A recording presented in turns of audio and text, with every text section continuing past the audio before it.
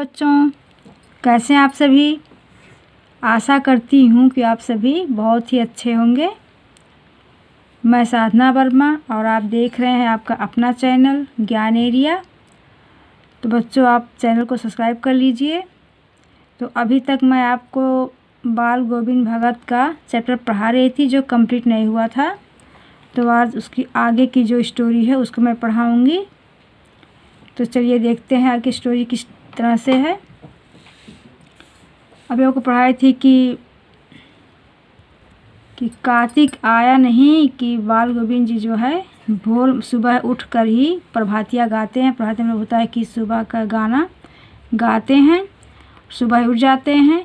तो आगे यहाँ से देखते हैं। न जाने किस वक्त जग कर वह नदी स्नान को जाते, गांव से 2 मील दूर, जिस गांव में रहते थे उस गांव से 2 मील दूर वहाँ से नहा धोकर लौटते और गांव के बाहर ही पोखरे के ऊंचे भिंडे पर, जो ऊंचाई पर था, अपनी खंजड़ी लेकर जा बैठते। मतलब नहा धोकर जाकर वहाँ पर बैठ जाते थे और अपने गाने टेरने लगते, मतलब गाने लगते थे। मैं शुरू से ही देर तक सोने वाला हूँ। इसमें मैं जो है लेखक खुद कह रहा है कि मैं देर तक सोने वाला हूँ। किंतु एक दिन माघ की उस दाँत की टिटाने वाली भोर में ही, क्योंकि सबसे अधिक ठंडक जो होती है माघ के ही महीने में होती है, तो लेखक कह रहे हैं उस दाँत की टिटाने वाली भोर में भी उनका संगीत मुझे पोखरे पर ले गया था। क्योंकि वो भोर में उठ के गाने लगते थे, तो उनके गाने की आवाज़ जो है सुनकर लेखक उसके पीछे पीछे आते हैं। अभी आसमान के तारों के दीपक, मतलब जो तारे हैं वो अभी भी दिखाई दे रहे थे, कम नहीं हुए थे। हाँ, पूरब में लोही लग गई थी। मतलब पूरब दिशा में लोही, मतलब जो सूर्य भगवान निकलते हैं तो लालिमा छाई रहती है। लोही मतलब लालिमा लगी हुई थी, जिसकी लालिमा को शुक्र तारा और बढ़ा रहा था। जो लालिमा थी उसको शुक्र तारा और बढ़ा रहा था। खेत बगीचा घर सब कुहासा, घर सब पर कुहासा छा रहा था। अक्सर ठंडी में ही कुहासा छाया रहता है। तो वही लेखक बोल रहे हैं। सारा वातावरण अजीब रहस्य से आवृत मालूम पड़ता था। उस रहस्यमय वातावरण में एक कुश की चटाई, मतलब जो कोहरा छाया हुआ था, इसी वातावरण में एक कुश की चटाई पर पूरब मुंह करके काली कमली ओढ़े, मतलब काले कलर का कंबल ओढ़े बाल गोविंद भगत अपनी खंजड़ी लिए बैठे थे। जब लोग घरों में बैठे रहते हैं ठंडी के वजह से, उस समय इनको ठंडी नहीं महसूस होता था। ये अपने गाने में मगन होकर खंजड़ी बजाते हुए बैठे रहते थे, एक केवल कंबल ओढ़े हुए। उनके मुंह से शब्दों का तांता लगा था। मतलब जो गाना गाते थे वो लगातार गाते जाते थे। उनकी अंगुलियां खंजड़ी पर लगातार चल रही थी। गाते गाते इतने मस्त हो जाते, मतलब गाना गाते थे तो इतने मस्त हो जाते थे कि एकदम सब कुछ भूल जाते थे। इतने सुरूर में आते, उत्तेजित हो उठते कि मालूम होता अब खड़े हो जाएंगे। मतलब गाना गाते इतना खो जाते थे कि उनको ये नहीं पता होता था कि ठंडी लग रहा, क्या हो रहा है। गाते गाते एकदम से खड़े हो जाते थे।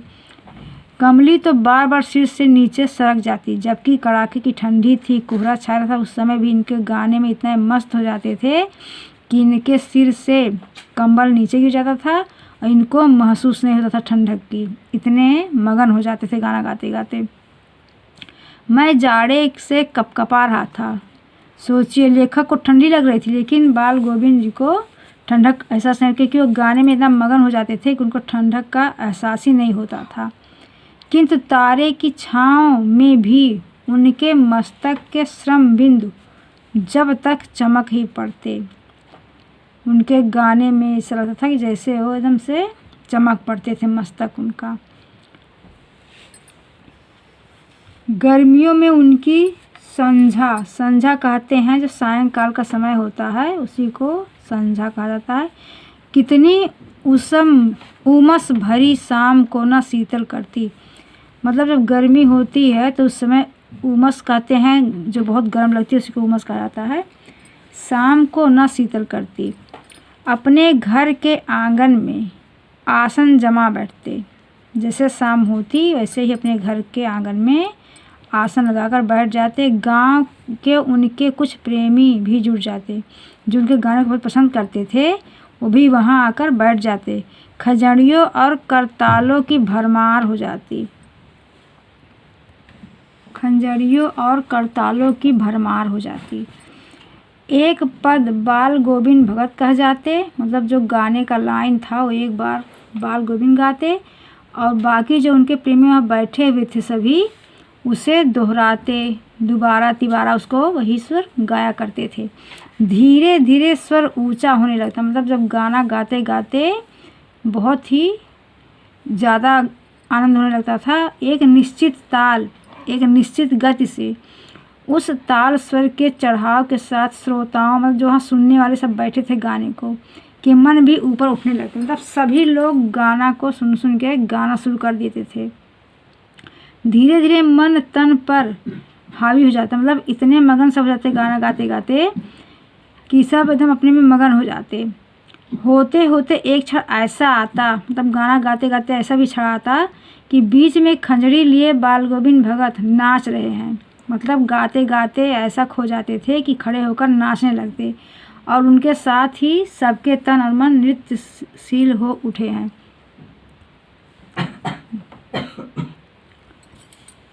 मतलब जो वहाँ सभी बैठे थे बाल गोविंद तो खड़े होकर नाचने लगते हैं, उनके साथ साथ उनके सभी श्रोता भी खड़े होकर नाच उठते।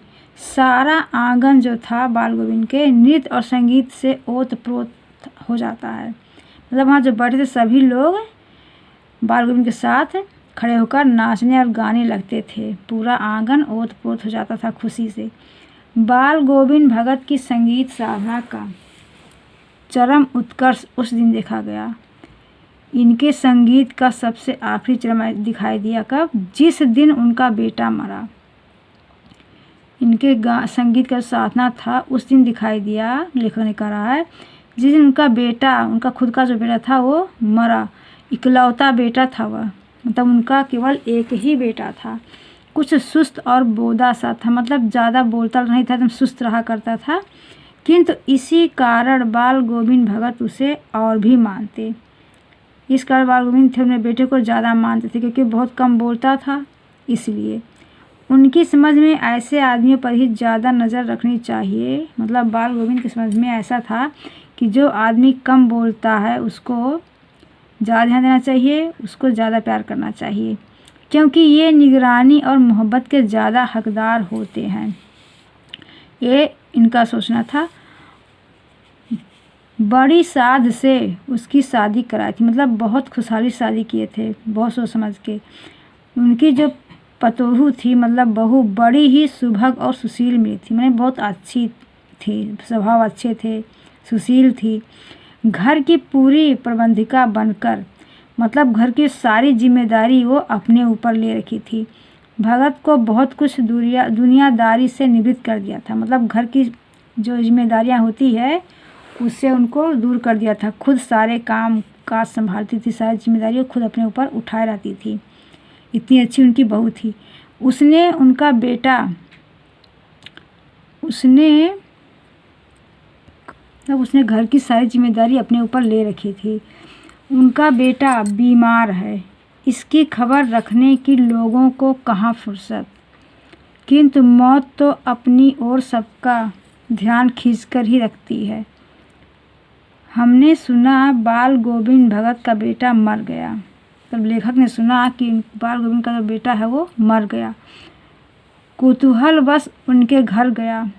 इनको सुन के रहा नहीं गया और उनके घर तक गए। देखकर दंग रह गए। क्या देखकर दंग रह गए? कि बेटे को आंगन में एक चटाई पर लिटाकर, जो उनका बेटा मर चुका था उसको एक चटाई पर लिटाकर एक सफ़ेद कपड़े से ढांक रखा है, और वह कुछ फूल तो हमेशा ही रोपते रहते। उन फूलों में से कुछ तोड़कर उस पर बिखरा दिए हैं।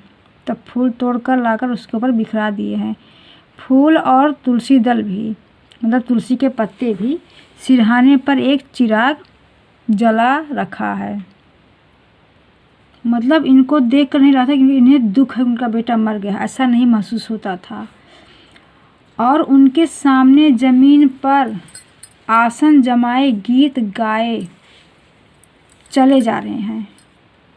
वही पुराना स्वर, मतलब जो जिसे पहले गाया करते थे उसी तरह से, वही पुरानी तल्लीनता। घर में पतोहू रो रही है जिसे गांव की स्त्रियां चुप कराने की कोशिश कर रही हैं। मतलब उनकी जो बहू है वो रोए जा रही है, लेकिन इनको आंखों पे आंसू नहीं है। ये जैसे पहले गाया करते थे उसी तरह से गाना में मगन है, गाना गाए जा रहे हैं। ये देखकर लोग दंग रह गए कि उनका बेटा मर गया है और किस तरह से गाना गाए जा रहे हैं, इनको दुख नहीं है। किंतु बाल गोविंद भगत गाए जा रहे हैं। हाँ, गाते गाते कभी कभी पतोहू के नज़दीक भी जाते और उसे रोने के बदले उत्सव मनाने को कहते हैं। पतोहू को समझाते हैं कि रोना नहीं चाहिए, बल्कि जो आज इस दुनिया में नहीं है उसके उत्सव मनाना चाहिए, रोना नहीं चाहिए, खुशी मनाना चाहिए। आत्मा परमात्मा के पास चली गई है। क्यों खुशी मनाना चाहिए?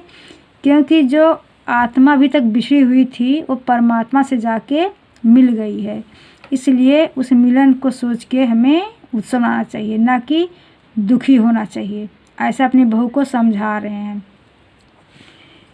विरहिणी अपने प्रेमी से जा मिली। जैसे कोई विरह से अलग रही हो अपने प्रेमी से और जाके फिर मिल गई हो, उसी प्रकार से जो आत्मा है परमात्मा से जाकर मिल गई है। तो ऐसे में हमें उत्सव मनाना चाहिए, ना कि दुख मनाना चाहिए। भला इससे बढ़कर आनंद की कौन बात, मतलब इससे बढ़कर क्या हो सकती है कि आत्मा जो है परमात्मा में जाके विलीन हो गई। इससे आनंद की बात और क्या हो सकती है। मैं कभी कभी सोचता, मतलब लेखक जो है कभी कभी सोचता कि यह पागल तो नहीं हो गए, क्योंकि कोई इस तरह से कहेगा उसको लोग पागल ही कहेंगे। किंतु नहीं, वह जो कुछ कह रहे थे उसमें उनका विश्वास बोल रहा था। पंत लेखक कह रहे हैं कि जो वो कुछ बोल रहे थे वो सही बोल रहे थे, उनका विश्वास था कि इंसान जब मृत्यु को प्राप्त होता है तो वो परमात्मा के पास जाता है।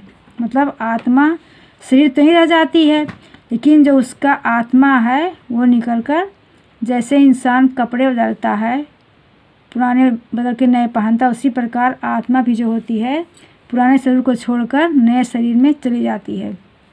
इस तरह से आत्मा कभी मरती नहीं है, इसलिए हमें दुखी नहीं होना चाहिए, ये कहना है। वह चरम विश्वास जो हमेशा ही मृत्यु पर विजयी होता आया है। मतलब इंसान तो मरता है मगर उसका शरीर जो है, आत्मा जो है वो हमेशा अमर रहती है, इसलिए हमें उसका उत्सव मनाना चाहिए, ना कि दुखी होकर रोना चाहिए। आगे देखते हैं। बेटे के क्रियाक्रम में तूल नहीं किया। मतलब उनका जो क्रियाक्रम था, बेटे के क्रियाक्रम में तूल नहीं किया, मतलब ज़्यादा कुछ नहीं किया। पतोहू से ही आग दिलाई उसकी, किंतु ज्यों ही श्राद्ध की अवधि पूरी हो गई, जब तक पूरी क्रियाक्रम पूरा हो गया, श्राद्ध पूरा हो गया, पतोहू के भाई को बुलाकर, बाल गोविंद ने पतोहू के जो भाई थे उनको बुलाकर उसके साथ उसको भेज दिया, यह आदेश देते हुए कि इसकी दूसरी शादी कर देना। उसके भाई से कहते हैं कि इसकी दूसरी शादी कर देना। अब किसकी? अपनी पतोहू की। इधर पतोहू रो रो कर कहती है कि मैं चली जाऊंगी तो बुढ़ापे में कौन आपके लिए भोजन बनाएगा। मतलब पतोहू को इनकी बड़ी चिंता थी, तो इस प्रकार रोकर कहती थी कि मैं चली जाऊंगी तो बुढ़ापे में कौन आपके लिए भोजन बनाएगा, बीमार पड़े तो कौन एक चुल्लू पानी भी देगा। ऐसा उनको समझा रही है, बोल रही है मैं पैर पड़ती हूँ, मुझे अपने चरणों से अलग नहीं कीजिए।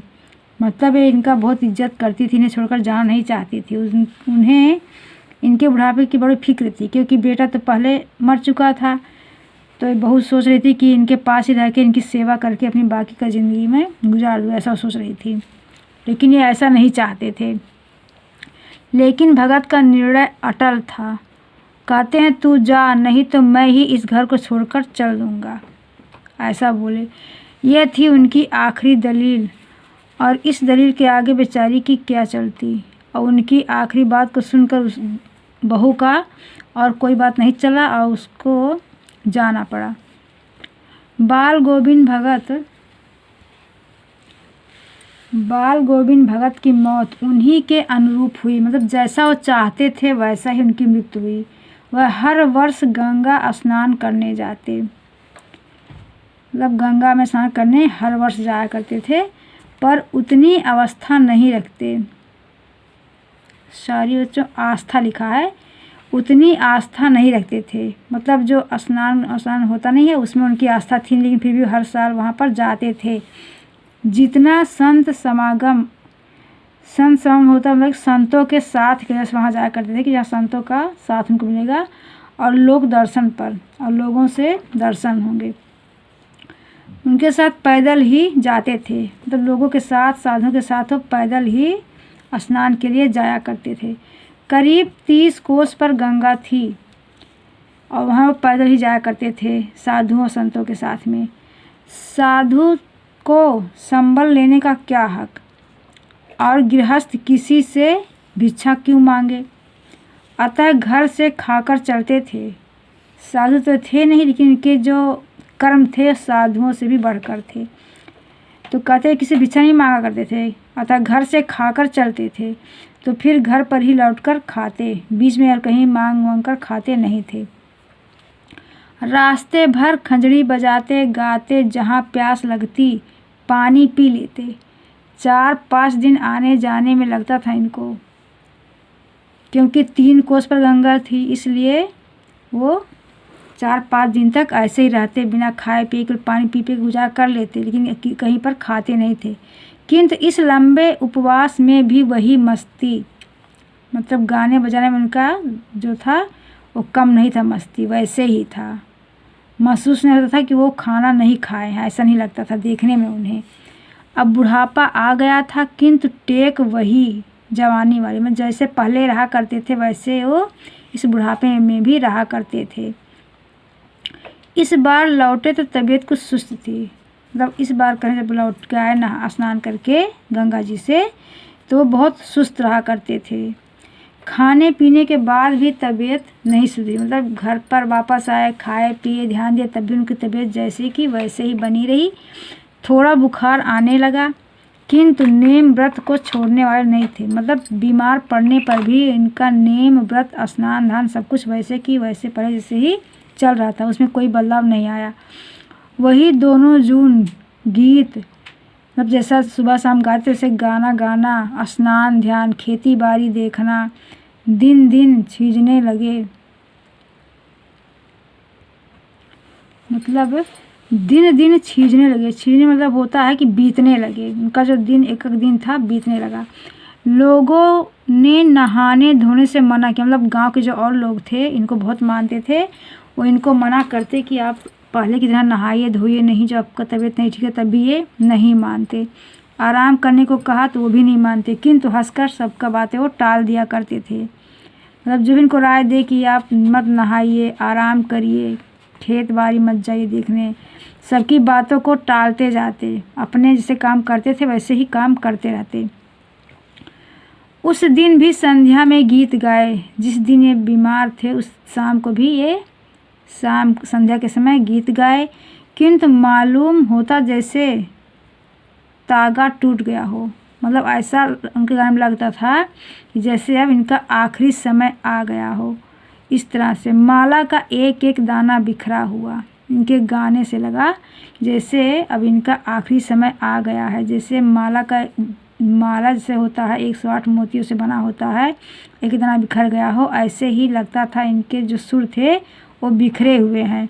भोर में लोगों ने गीत नहीं सुना, क्योंकि ये रोज़ाना संध्या के समय भोर समय गाना गाया करते थे, तो लोगों ने इनका गाना भोर का सुना नहीं, जबकि सबकी आदत पड़ चुकी थी गांव के लोगों को इनका गाना सुनना। सब लोग चौंक गए कि आखिर क्या हो गया, आज गाना भोर में बाल गोविंद जी को सुनाई नहीं दिए। जाकर देखा तो मतलब गांव के जो लोग थे जाकर देखे कि आखिर आज भोर का गाना बाल गोविंद क्यों नहीं गाए, बात क्या हो गया। तो जाकर देखा तो बाल गोविंद भगत नहीं रहे, सिर्फ उनका पंजरा पड़ा है, मतलब उनके जो प्राण थे निकल चुके थे, आत्मा निकल चुकी थी, केवल उनका शरीर वहाँ पर पड़ा था। तो बच्चों आपका ये बाल गोविंद भगत चैप्टर जो है वो कंप्लीट हो चुका है। अगर आपको पसंद आया ये वीडियो तो आप सब्सक्राइब ज़रूर कीजिए, ताकि इससे हमारा भी हौसला थोड़ा बढ़ेगा और अच्छा को इसमें करूँगी। और अब नेक्स्ट वीडियो में मैं आपको इसका क्वेश्चन आंसर बताऊँगी।